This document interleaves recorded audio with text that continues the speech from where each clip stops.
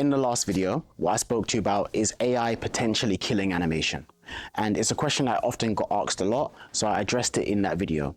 But one thing I'm not going to do, or one guy that I don't want to be, is the guy that gives you advice telling you not to worry about AI, how you can use it as a tool to make yourself more efficient as an animator without giving you practical advice on how to use it. And that's exactly what I'm going to be doing in this video. So in this video, I'm going to be breaking down how I personally use AI as an animator to elevate my workflows, to speed myself up, and then ultimately make me a faster and more efficient animator. So without further ado, let's jump straight in.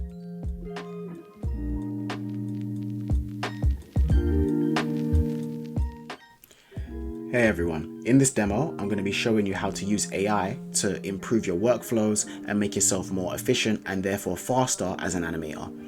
So I'm going to show you some very simple examples, but this can get really complicated and really technical really fast. So I'm going to keep things super simple.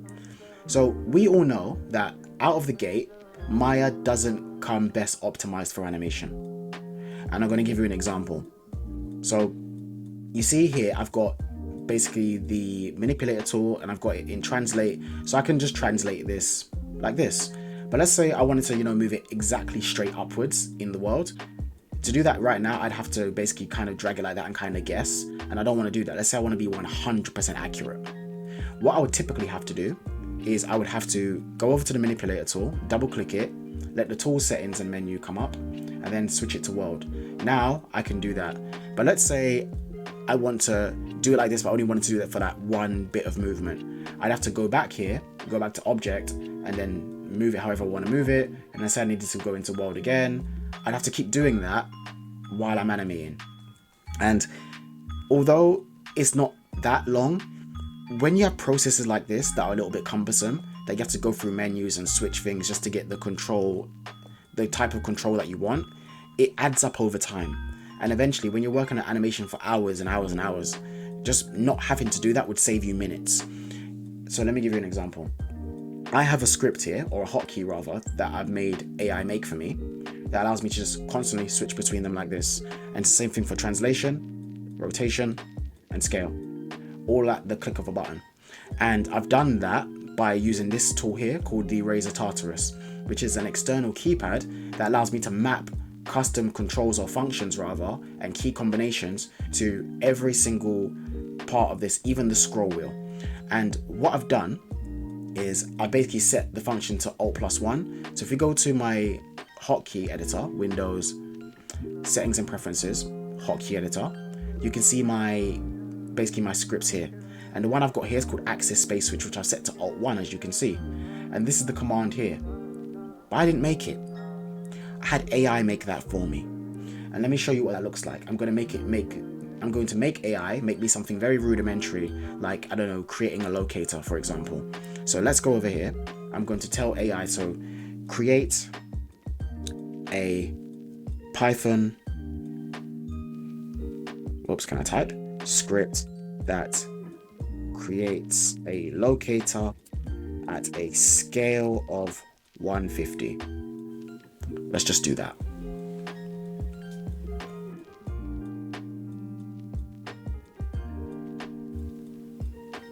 So we're going to copy that.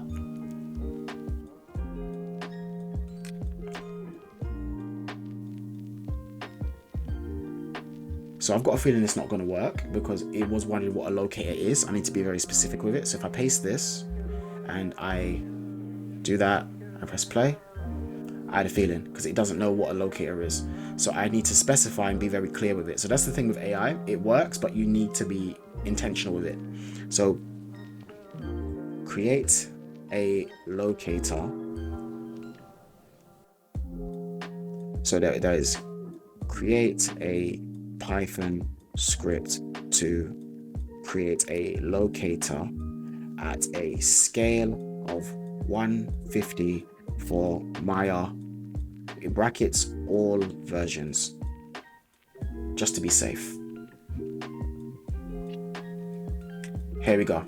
So now it's got a code, and that looks more like a code that would work inside of Maya. So let's grab this, we're going to paste this. Actually, first let's clear everything. Let's paste it, let's execute. And look, it's created the locator at a scale of 150. Now, why is something like this useful? Because if I went the extra mile now and told it to like, oh, not just create a locator, but align it to the position and orientation of the last thing I have selected. Let's do that. Boom. And that's the one that I've made using AI. So you can see here, I've got a locator that's at the position and orientation of the thing that I've selected last. So let me just delete that. Go over here, select this, press the button again. Oh yeah, because that's going to be over there, so I don't want to use that control. Let's just use this pole vector over here. And then I'm just going to literally press the button. So it's created at the position and orientation of the last thing I've selected. If I grab this tail, for example, and I just move this up, and I was just, yeah, let's just leave that for there for now. And then I was to just, here we go, creates it. And then what's fantastic is I could literally grab everything, all of this, and I could just go, boom. And it's created several locators, as you can see, just like that. So it just creates locators at the things I have selected. Why is something like that super powerful? Because let's say, for example, I needed to transfer animation over to a locator because I wanted to preserve the animation, but I'm getting gimbal lock and I want to basically change the rotation order of the object I've selected. So let's say in this case it's the hand, right? So what I'll do is naturally I'm going to create a locator, or what I'd have to do manually is usually I have to go all the way up to create, then create the locator, align it to the hand like this. So I have to go here, align it, and now it's aligned. I have to go over here, I have to scale it up so I can see it, right? And that's just going to get me to the same thing that I could have got at a click of a button. Then I have to go over here, go parent. Actually, let me put some keyframes in this. Let me animate this. So just some random keys, all right? And let's just move that here. And then what I'd have to do is I'd have to grab parent, then child, then I'd have to go to edit. Sorry, I'd have to go over to my tab here. I'd have to parent constrain it, great. Then I have to grab it. I have to go to edit, keys, bake the simulation, great. So now I've got this behaving as I want it to, but that is all long. Let me show you a faster way to do it.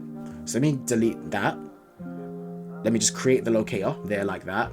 Grab this, grab that, parent constrain it, grab this. Is that the right one? Did I do the right one? There we go, bake, done. So you see how those hotkeys have just made myself more efficient just by a few seconds. But you can imagine when you do this over and over and over again, the amount of time that it's going to save you. So now if I grab this and I can just go ahead and delete my keys, because I need to fix the delete key hotkey that I have. And then I go over to here and I go over to, I cannot remember exactly where it is.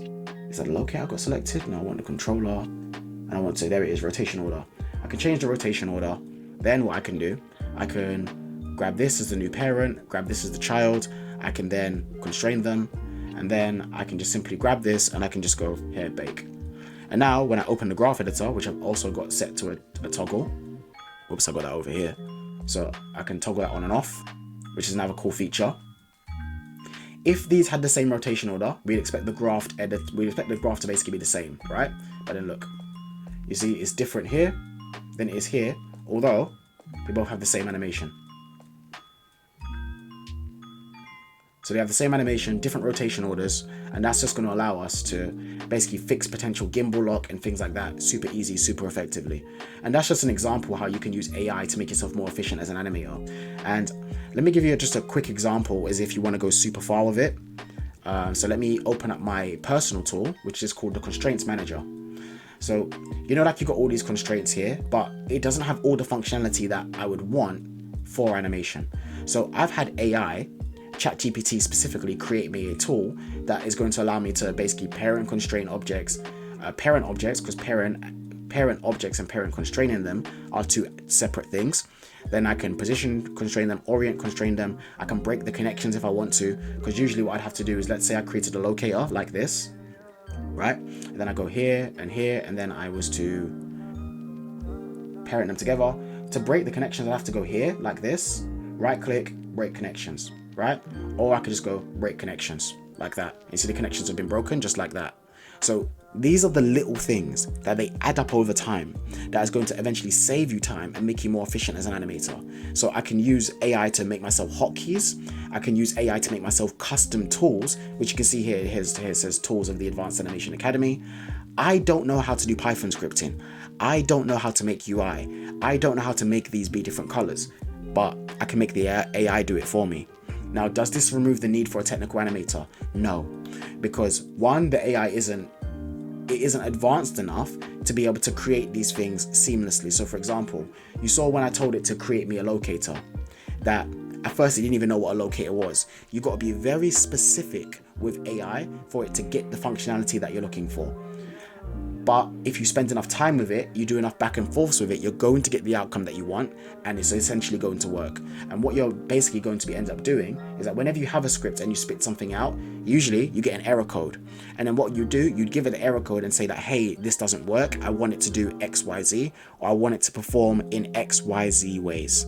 And in doing so, you're eventually going to get the tools that you want, and that's going to allow you to be more efficient and more effective as an animator. So AI isn't a tool that you need to be scared of. It's a tool that you should embrace to make your life easier as an animator. So you see here, even just little things like hiding my controls, even just little things like, let's say I've got my controls, but I want to select something over here, but I want to stay in this viewport, quickly switch to the wireframe mode. And I know that you can do that by pressing 4, 5, 6, and 7 for light with the lights respectively. But what's nice about the method that I've got is because I've got the Razor Tartarus, I can set this to the scroll wheel. So you see here that I've got 4, 5, 6, and 7 respectively. So I can literally just cycle through like that, all the different view modes. And I can do so much without ever taking my hand off of this keypad. It just makes my life so much easier. Then even just little things like, I've got this here, let's say I'm just going to create a bunch of keys, right? Yeah, that's good enough. And let's say usually what you'd have to do is I'd take my hand off the mouse and I have to press the comma and full stop or period keys for you guys in the US to scroll through my keys like this. Or I can use this, set this up to do the same, and grab this and I can just scroll through like that, super easy. But anyways, that's more so to do with hotkeys and stuff, but I can use AI to make hotkeys for me. That's going to allow me to just do things and make my life so much easier. Just little things like that, little things like baking. Where was it? It was this one. So yeah, little things like baking, the things you've got selected, little things like creating locators, little things like access space switching, deleting keys, undoing, all sorts, all this kind of stuff. You can make AI make you almost anything that you want because it understands Python language, and make sure that it makes it for the version of Maya that you're using. So in my case, this is 2022.5. It works for 2024 on basically all versions of Maya. Just let it know what version you're using and you are good to go.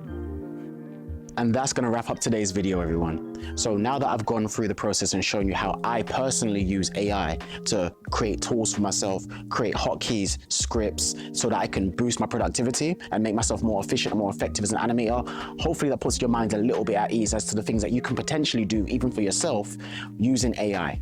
So like I always say, I heavily advise that you use AI as a tool to make yourself more effective and more efficient as an animator. With that being said, my name is Jerome Rodgers-Blake, and I'm a professional animation coach and consultant who's been working in the industry for over a decade. And I would love nothing more than to help you on your journey.